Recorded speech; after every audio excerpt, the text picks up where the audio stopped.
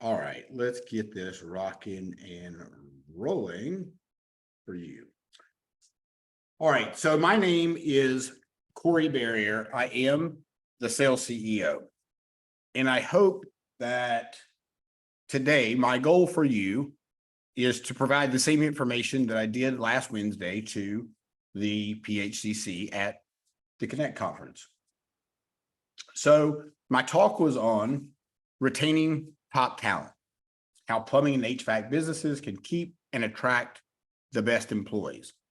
So today, my promise to you is I'm going to give you some tangible information, some tangible items, tactical items for you to implement in your business today. And so a little bit about me. I do have a #1 bestseller on Amazon, 9 Simple Steps to Sell More Shit. Has my sales process in it. I host the Successful Life podcast, which we are ranked in the top 5% in the whole world, which is pretty cool. I've owned multiple businesses. Currently, I own the Sales CEO, which is my coaching and consulting business, which I educate and develop CSRs and service technicians into salespeople. And so, not slimy salespeople, good salespeople. I'm the winner of the North Carolina PHCC Golden Toilet Award. I'm going to show you really quick. You can see that. I'm super proud about that. And this is why. Because, you know, when I joined the PHCC, you all welcomed me in with open arms.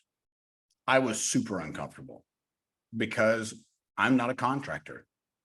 I help salespeople in the trades. So when I joined the PHCC, I felt a little, like I said, I felt uncomfortable, but you all made me a raving fan of this association.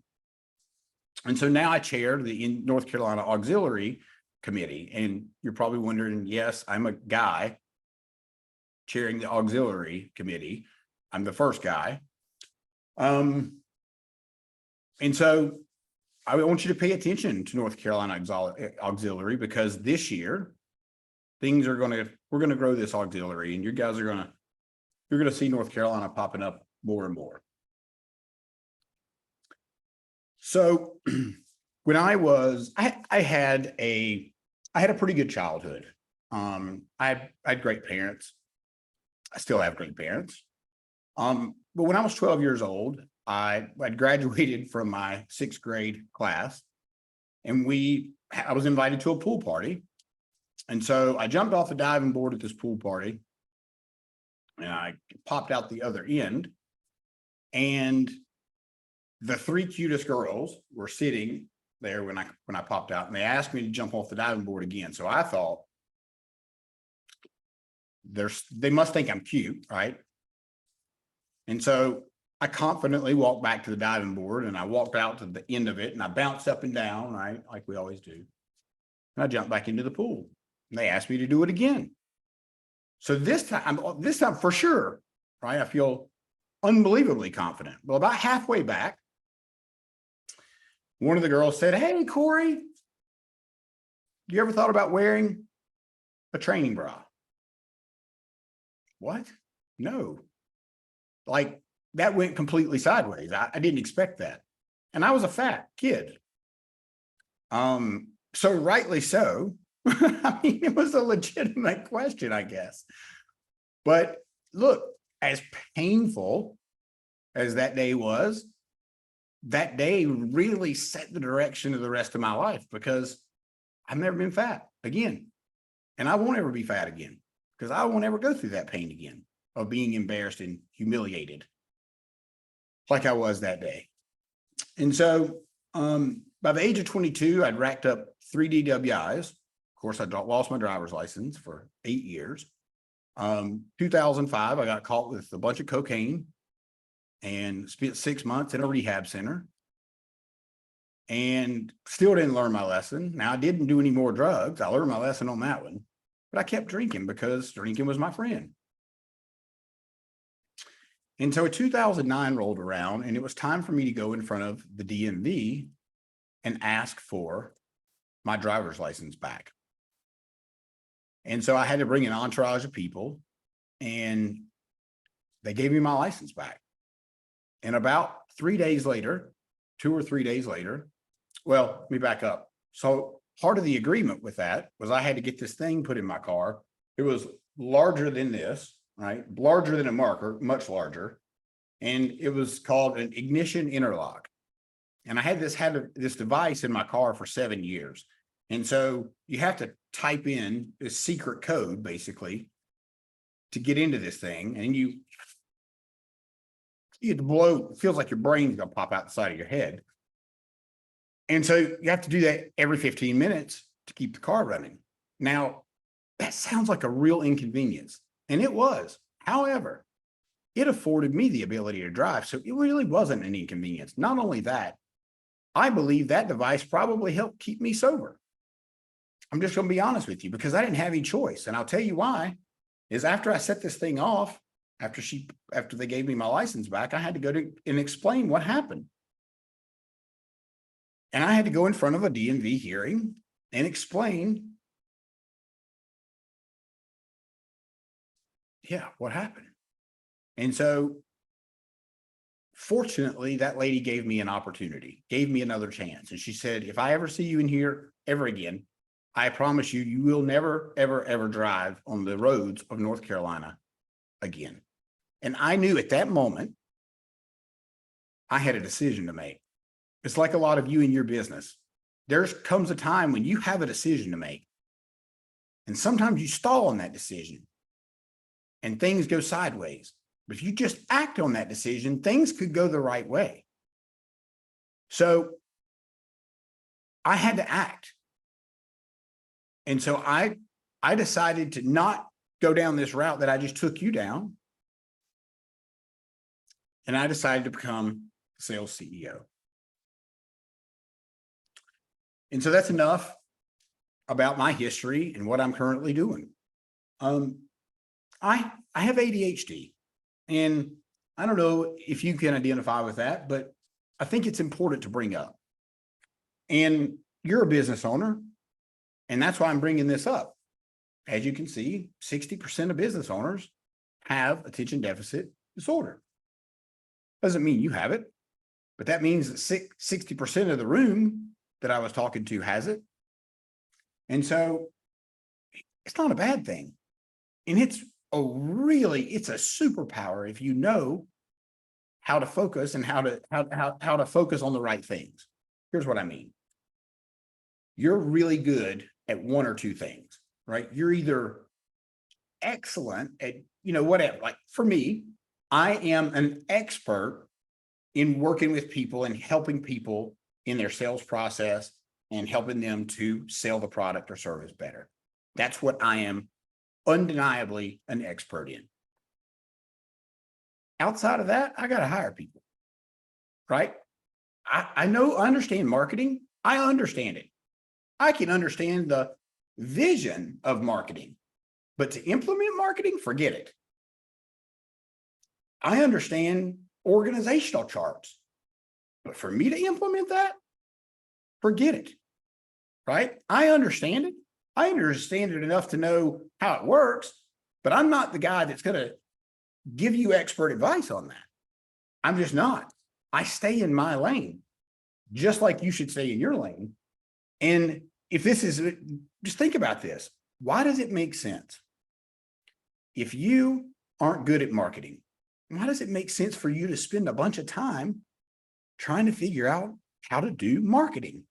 Why wouldn't you spend time doing what you can do really, really well, which is probably make money at your business? Pay somebody to do those things that you don't necessarily know how to do or want to do. That's another thing. The reason we were visionaries is lots of times that, well, I don't want to get off track. So integrator. So I've explained what the visionary is. The visionary can kind of see the whole picture, right? The integrator is the person that makes everything happen, right? They're the person that can implement the steps and all the things that the visionary is not very good at, right? Again, we're good at what we're good at. We're not necessarily good at following up. We're not necessarily good at following through, but we've got some banger ideas, right? And we've got business ideas that are like mind-blowing. But sometimes it's hard to harness all of that. And it's hard to implement all those crazy ideas, not crazy ideas, but all those what feels like shiny objects. It doesn't necessarily mean they're shiny objects. It just means that you got to focus on the right ones, right? And we get distracted, which is not a positive thing. But on the other hand, the reason that we're great business owners is because we do multiple things all day long, and it keeps our brain moving. We need excitement. So if you don't have that integrator person in your life, it's massively beneficial. You just have no idea. And so if you read the E-Myth Revisited by Michael Gerber and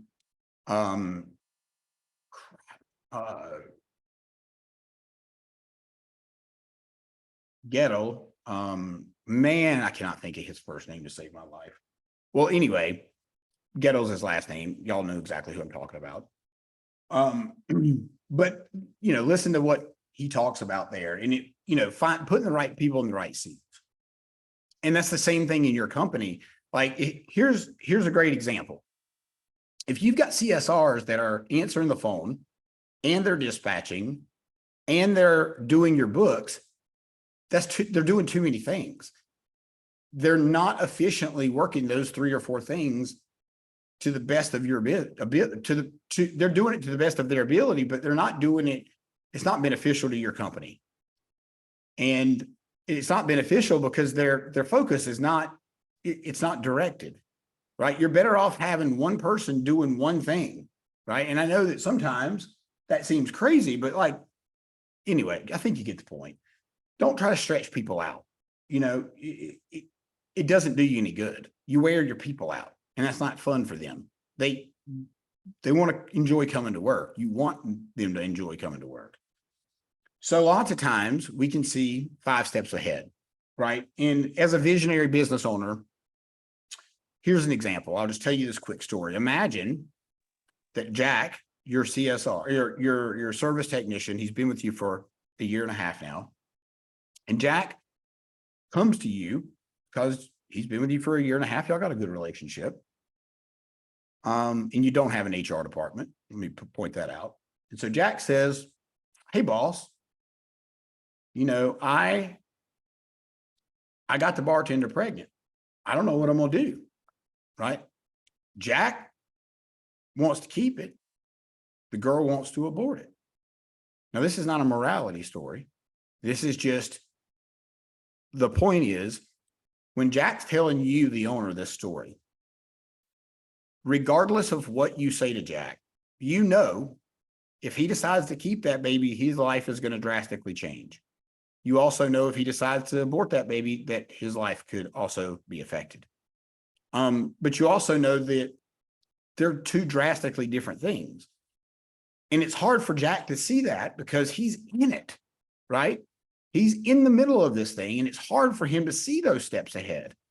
So we have that ability to see those steps ahead in people's lives, in business, in a lot of things. And it's crazy. It's weird sometimes, but it's really beneficial if you know how to use it.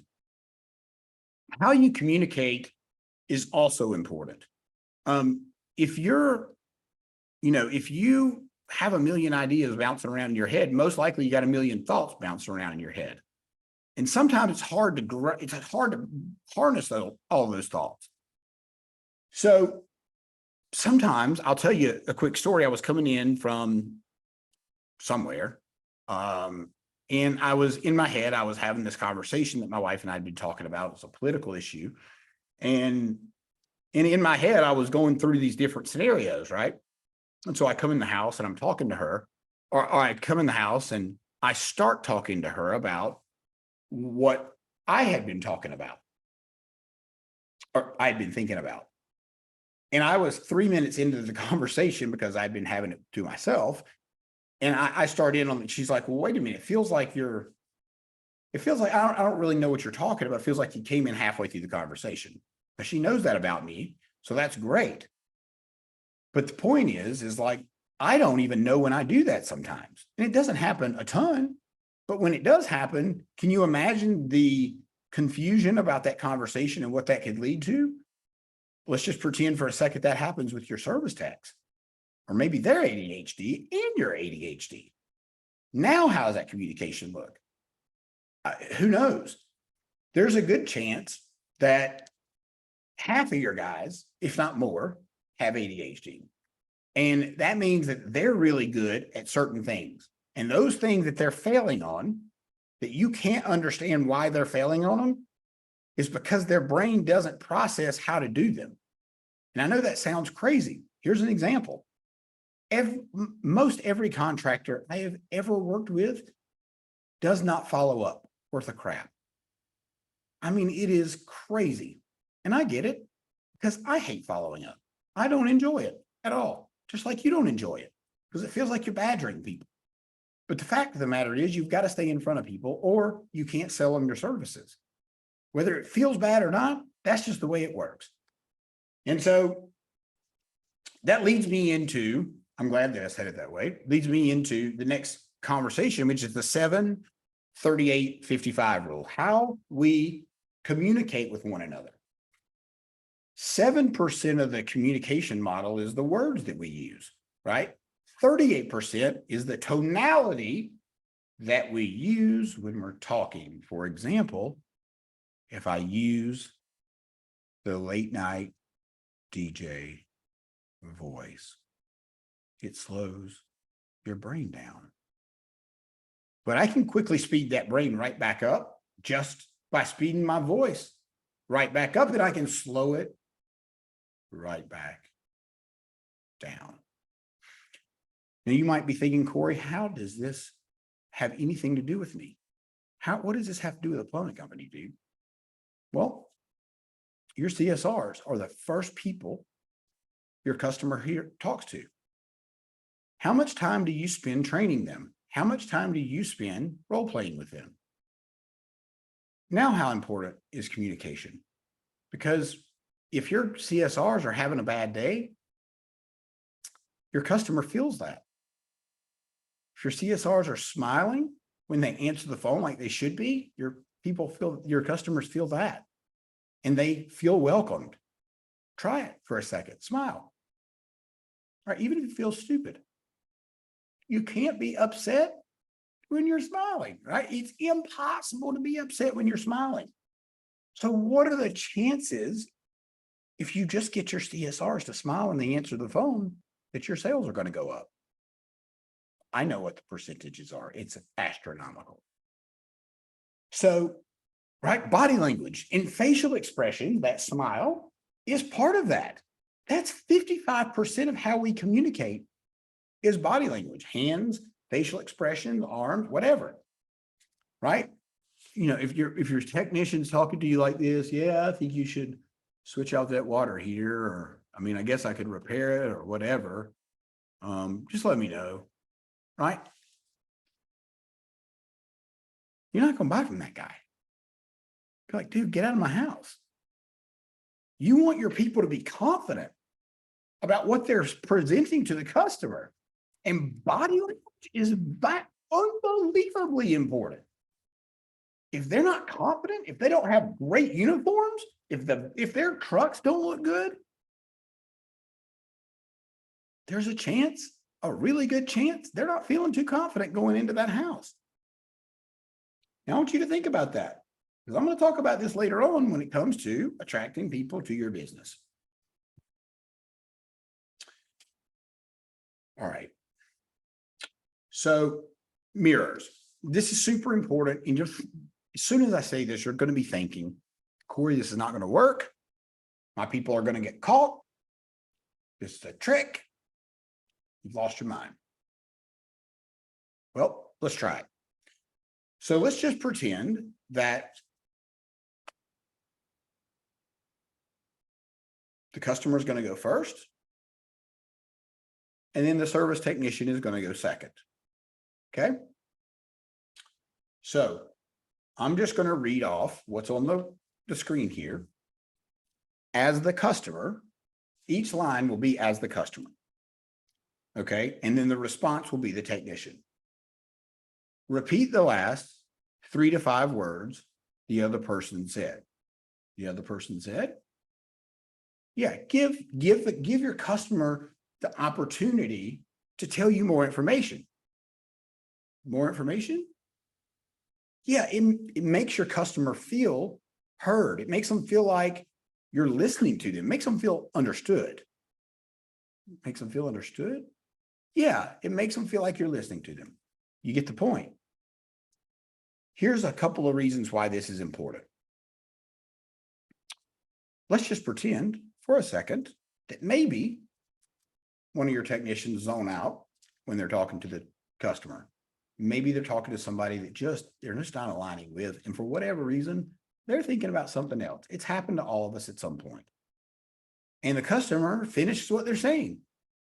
And your technician that zoned out realizes they just finished up and they said, other person said. They said that was the last thing that the customer said, other person said.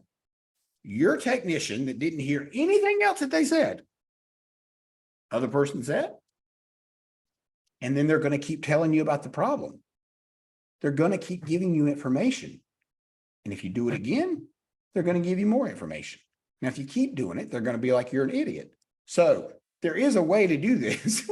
So I'd suggest trying it on your wife, your husband, your kids, especially kids. It works great with your kids. It's great practice too. It works great with everybody, but it also makes your customer feel more confident in you because they believe that you care, and you do care, obviously. So Gen Zs and millennials, right? This has been a big gripe. This has been a lot of the conversations. And I'll just tell you, okay, Gen Z's 97 to 2012, millennials 81 to 1996. I think a lot of people are resistant about bringing newer people in because, well, and you can probably identify with this. We've done it this way for 30 years. I'm not going to change for that new punk, right? This is my company, and this is how we run it. I get you. I get it. I get it. I totally get it. I've been there. I get it. But here's the issue with that. What got you there the last 30 years, not going to get you there the next 30 years. You got to bring in younger people. You got to bring in tech savvy people, right? Younger people can actually benefit your company massively because they can do the things that you don't want to do. Better yet, they can do the things that you may not even know to do. And they can do it at the touch of, a few buttons where it would take me or you 24 hours to do it because some of us are not technologically savvy. So you got to bring in people that are technologically savvy. Anyway, it also gives you a little bit fresh perspective on your, 30-year-old company. It may give you some fresh ideas of some things you can do to make the company look newer, right? Check this out. Employees, and listen, I should have mentioned this at the beginning of this. This is the exact same talk that I did last Wednesday, a week ago, for the PHCC. So this first line looks a little crazy, but I didn't change it because I wanted you to get the exact same talk as I gave them. But essentially what that first one is supposed to say is your employees value training more than you do. And so that's crazy to me. So your people want to be trained. They want that attention put on them. They want to know that you care. Look at these statistics. It verifies everything that I'm saying. I mean, look at the very bottom one. 76% of millennials believe professional development opportunities are, I don't know why that says ICE, or I should say, are some of the most important aspects of the company culture. At the end of the day, company culture is what's winning. Let me explain what I mean by company culture, like core values, company culture, right? What does your company stand for? Core values. We do what we say we're going to do. We're always on time. We do the right thing by the customer, and we go above and beyond, right? Those are pretty general core values, but they're great core values. They should be posted. You don't have to use the core values I have, but use your core values. What are they? And do your people know what those are? This is how you build a good culture, is you've got to instill these core values in your people. You want to make them raving fan employees of you and your company. Why? Because they'll tell other people to come work for you. That's why. So think about this. Now I'm going to break this down really quickly. I probably shouldn't do this right in the middle of this, but I'm going to do it because it's on my mind. If you train your CSRs and you provide them with some sort of incentive package that can make them more money, they have to hit a certain number of call book average, whatever it is, whatever the KPIs are. You could figure that out to where whatever that KPI is, it's going to make you more money. Your technicians now are going to make more money because you're going to get them training, right? So let me ask you, and then what's going to happen when they start making more money? Then they're going to tell their friends, I work at a cool place. I work for a cool boss. I work for a cool culture, a cool establishment. I work for a company that cares about me and what I care about. And I have a career here. A career, not a job. A career. You want people that are career-minded, not people that are looking for a job. You want people that are looking for a career. You want people that are going to stay with you. So you got to ask the right questions, right? You've got to find out what people really want. And if they're willing to jump for $1 more an hour to your competitor, they're going to do. They'll do that to them. They'll do that to you. They'll do that to everybody. So you got to find out where people's heart is. And sometimes that means you got to sit down and have a beer with that person. Or maybe, you need to go have lunch with that person or go take a walk with that person. And on that walk, look in their car and see if it's filthy, because that'll tell you a little bit about how they're going to treat your van. I make sure people do that. So you've had a chance to look through all this. I beat this one to a dead horse, I feel like. 60% of millennials want leadership training, right? So what is leadership training? That just means that you're giving them the ability to, and the vision that they can move forward in your company, right? Leadership training is how can you teach me as the employee to grow in your organization, right? 43% of managers who have been in their role for less than a year say they've had no training. What? So how many of your managers have had training, right? That's a question I can't answer, but that tells me, and these statistics are not mine, by the way. These came from a trusted source. All right. So, I mean, you kind of get the gist there, right? Virtual training is another deal, right? We've all had to get used to virtual training. Now, I was already used to this because I train virtually anyway. I come out to the company if needed and ride with guides if that is what the company needs. But otherwise, I can pretty much do anything I need to do from right here. Right. And that means I can reach anybody from all over the world at any time. Therefore, you could have me at the drop, in other words, like my training program, my 9 steps, right? If you purchased my training program, you would just be able to watch that wherever you wanted to watch it, right? And that is really close to being done on, on video. So stay tuned for that.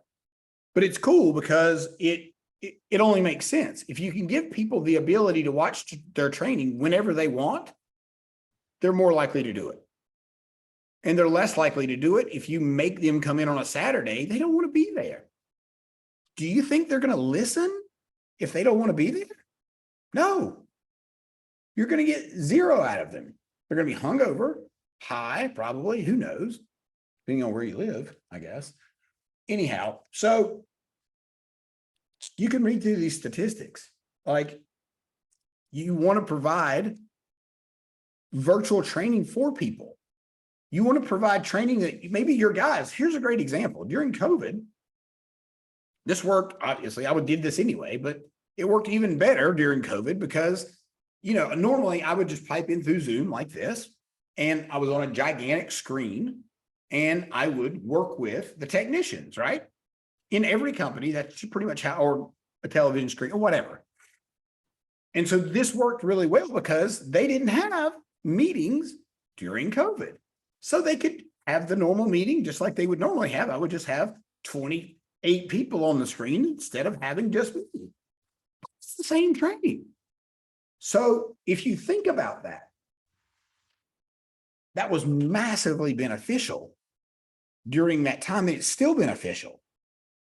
If you can save your guys from driving, and I'm not suggesting that you don't have in-house training, because you absolutely need to have in-person training. But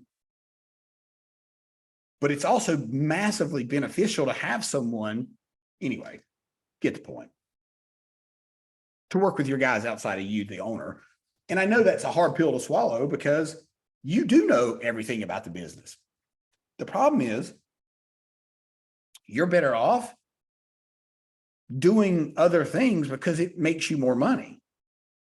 And that's where a lot of people get hung up. That's where I got hung up.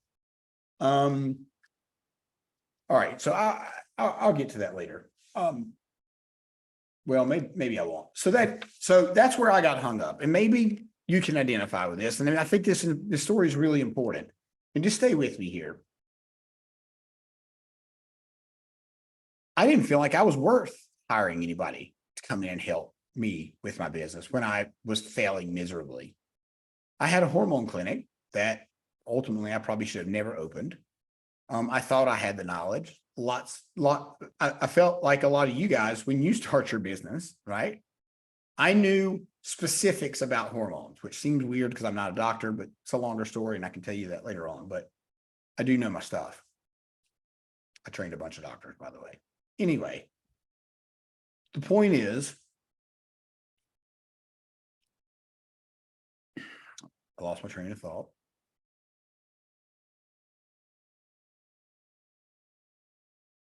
The point is, I didn't feel like I was worth bringing people in to help me. I felt like I was the owner of the company. It is my responsibility to do it. It's my responsibility to train the salespeople. It's my responsibility to do the books. It's my responsibility to do the marketing campaign. It's my responsibility to make sure the website's up. It's all on me. Well, guess what guess what happened? The business failed because one individual cannot do all of those things successfully. And I know starting out, it is hard to hire people because you don't have the money. But as you grow, you got to reinvest in some of these things because it is going to make your life easier. I don't want you to go down the path that I went down, right? I basically sabotaged it because I didn't have enough common sense to bring people in. But now I know better. I know better. I'm not about to start changing stuff on my website. Absolutely not. I'm going to pay somebody else to do that because if I touch it, it's going to be a disaster. It's going to cost me more money than it would be if I just paid my guy to do it. Anyway, I'm sure a lot of you can identify with that. And that's really where my passion lies with this. I don't want to see any of you go through that. So when you're so enhance your career and career sites and job postings for Google. What I'm really trying to get you to see here is if your ad looks like everybody else's ad, then that's why you're not getting any calls. Why don't you people put in there, great company, great hours, paid vacation, insurance, benefits, blah, blah, blah, blah, blah, blah, blah, blah, blah. Nobody cares about all that. What can you do for me? If I'm looking for a job, what can you do for me? Well, I can give you a job, Corey. No. I get all that. A lot of people could give me a job. What can you do for me? What is it about your company that makes me want to come and work for you? And that's the question your people are asking. And if your phone's not ringing with people wanting to work for you, that's why. And it's just a hard truth.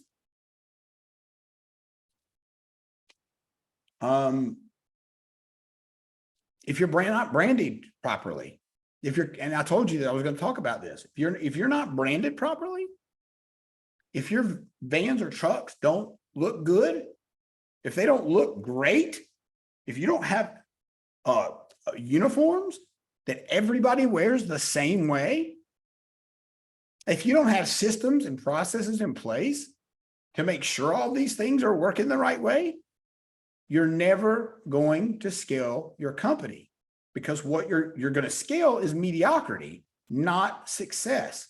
You can't scale until you successfully have a working model. Well, my model works, Corey. I get it. But if you're not getting called, I got way off track. If you're not getting calls, you need to put stuff like hiring service technicians.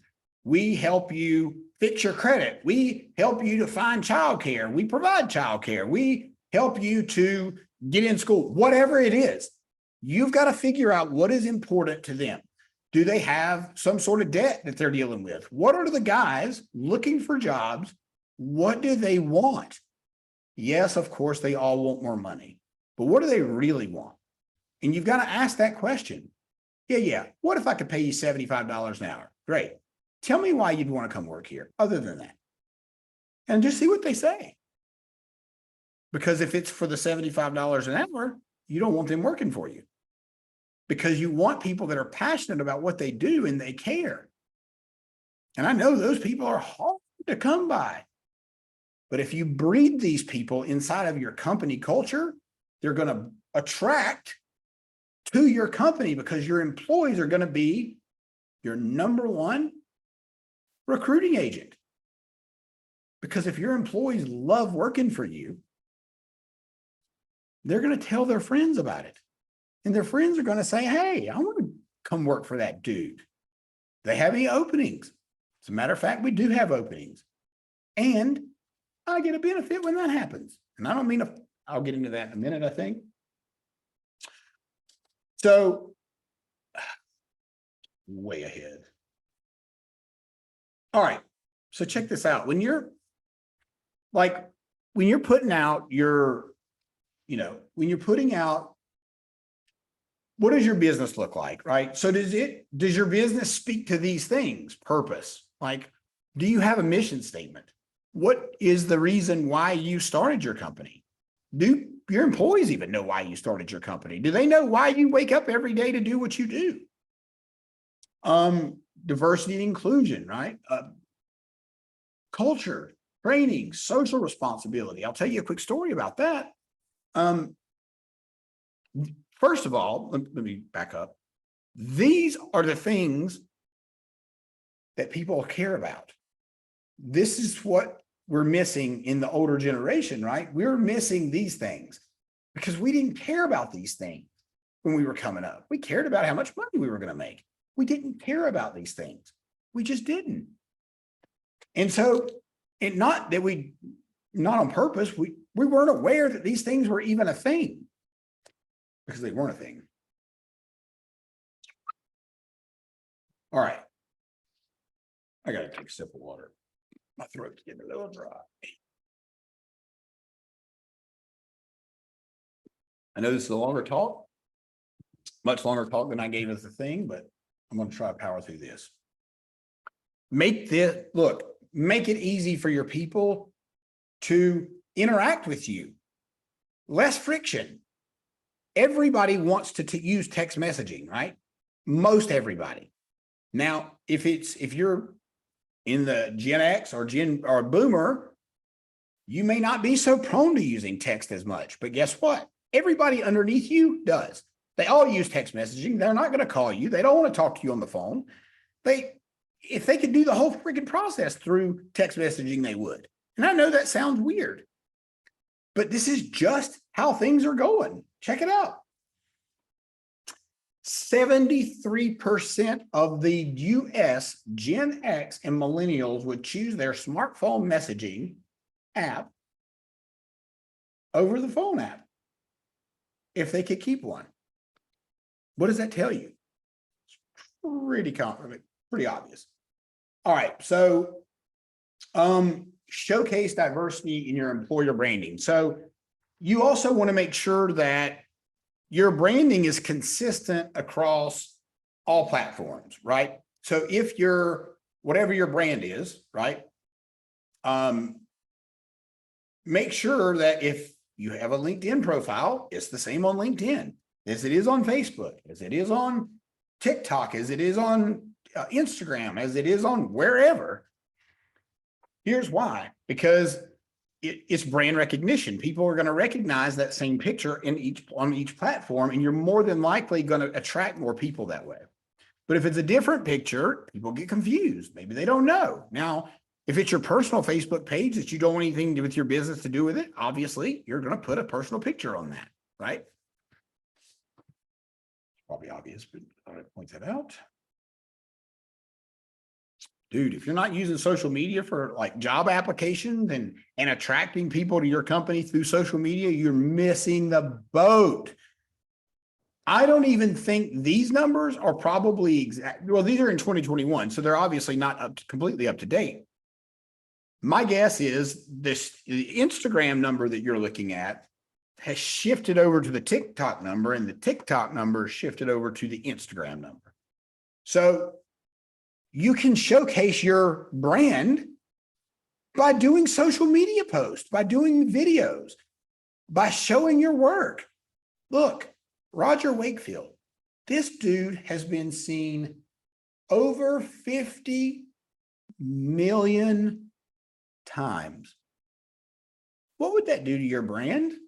If you got saw 50 million times, well, ask Roger Wakefield. His bank account looks pretty good. Your bank account could look exactly the same way if you just turn the camera on you, right? So these are the things I'm talking about. Social, and I know it says job applications, but think outside the box, right? If you attract people to your social media page and you have an opportunity to apply to your company in the link in that social media page, what's going to happen? More than likely, you're going to get people to apply. But just know you need to be on the right platforms and you need to be marketing to the right people. You can't market to everybody because you're not looking for everybody. So make it simple for people to come and work for your company. Implement, and I mentioned this earlier a little bit, implement an employee referral program. Now, you're probably thinking that I'm talking about, hey, bring somebody in, you refer somebody, we'll give you $500 if they work out in 90 days. And then you may or may not give it to them, honestly. That's a crap deal. If you think that that's a good deal, would you take that deal? Would you go out screaming to your top of your lungs to get $500 in 90 days? No, that's not a good deal. It's not a good offer. It's not worth going out and recruiting people. But here's what is worth going out and recruiting people. Hey, team, I've got a 4-day, 3-night vacation. It's a cruise out of Florida. And whoever refers an employee this month and they start, you get that cruise. You get that cruise. Now, that doesn't mean you have to hire everybody they refer. But what it does mean is, do you think your employee is going to send somebody in that's not going to do a good job just to gyp you out of a vacation? You probably do think that. But let's change your perspective for a second. If you got a good employee, why would they do that?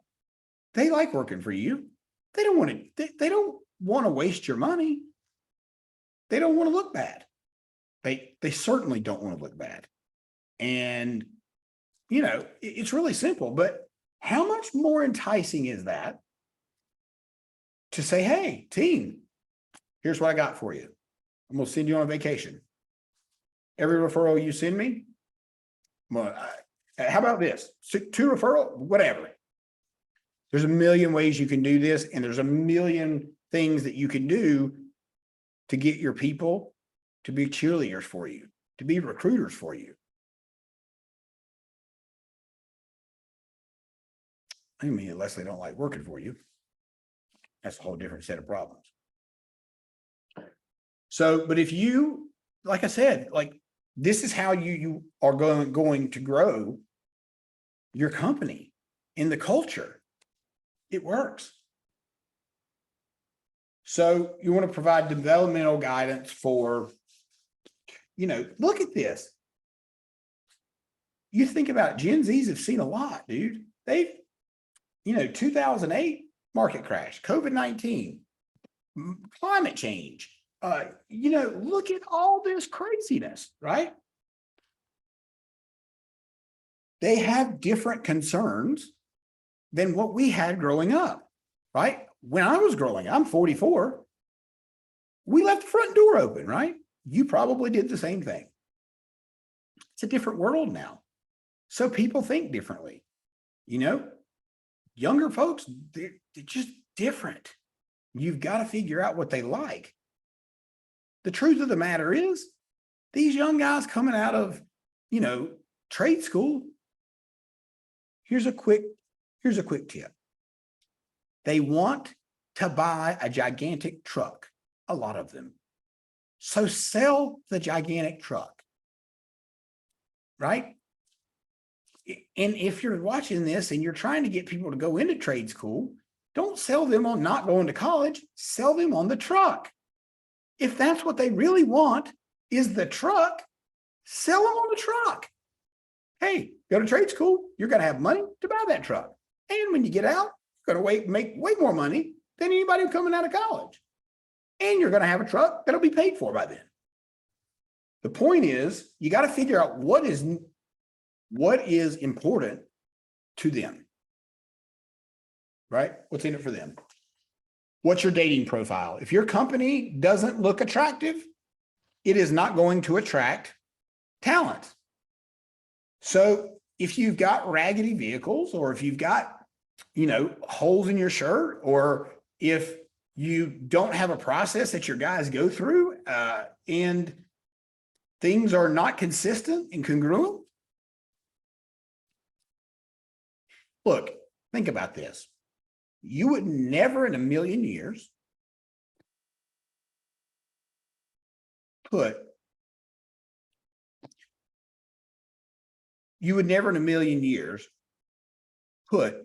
an overweight picture of yourself on a dating profile. So why would you put a crappy picture of something for your business? A halfway picture, or, you know, something that just doesn't look professional. And why would your brand not look professional? If you were posting yourself in a dating profile, you'd find the finest picture of you, the best angle, the best look, the skinniest, the hottest. Your brand is the same exact way. Your brand is on the market for dating customers. It's the same difference. So your reviews are kind of like, not kind of like, they're saying how many people swipe left and right. I don't even know if you know what that means. I hardly know what that means, but it's a dating profile thing. I've never even been on a dating profile, but the point is, if you get to somebody, you can swipe left or right, and people are not swiping towards you, because your company doesn't look attractive. It doesn't look cool. It doesn't look up to date. It doesn't look like somebody a 22-year-old wants to work for. It looks like somebody a 70-year-old wants to work for. And this doesn't apply to everybody, but it applies to a lot of people, right? It does. And all these things I'm talking about are going to help you to retain and attract the people to your business, the right people. And so I want to say thank you for watching this presentation. I'm sorry that you missed it at the event. I also want to thank our sponsors for the PHCC event, because without these people, this event would have never happened. And I got to speak with most of these sponsors that were here. And I just want to say how grateful we are for you and what a success this event was because of you and because of all the hardworking people inside of the auxiliary and everybody that had a hand in putting this event together. So from my heart to yours, thank you for putting this thing together, because it was a really great event.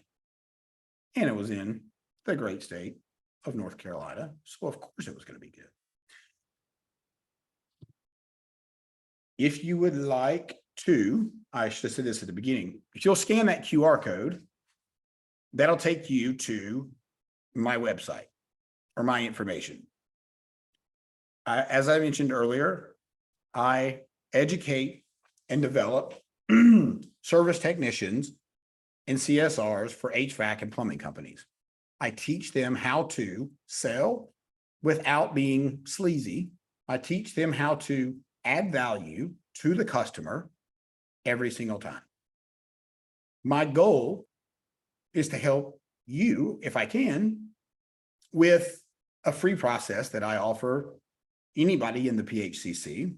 And what that is I will, free of charge, listen to your CSRs through ServiceTitan or whatever your system is, and your technicians. And then I'll give you back a report and let you know what I find. And then we can talk about that, and I can give you some ideas of how you can shore up some of those things. But you got to reach out to me in order for me to do that. And I'm happy to do it for anybody that's in the PHCC. So I want to thank you again for watching, and we will see you soon.